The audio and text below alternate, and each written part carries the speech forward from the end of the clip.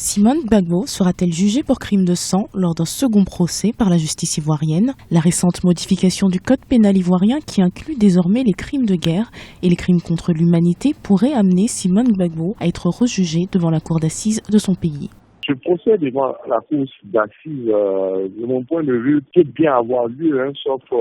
s'il y a une amnistie générale qui permet d'effacer tous les crimes de la période post-électorale, étant entendu que des crimes dits graves et les crimes de sang ne peuvent pas faire l'objet de telle amnistie.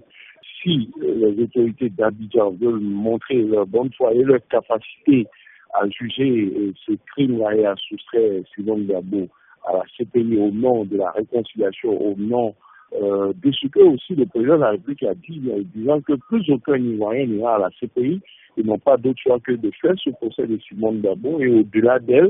les procès en assises éventuels de tous les autres crimes commis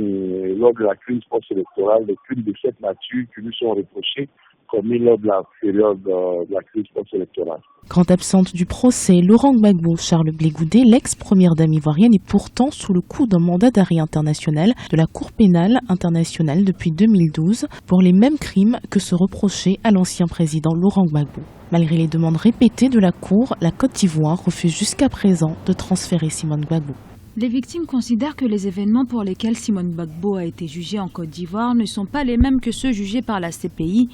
Donc elles considèrent que la justice ivoirienne, de facto, n'a pas jugé Mme Gbagbo pour les événements de la crise post-électorale. Elles craignent que cela ne puisse pas être fait par la justice nationale,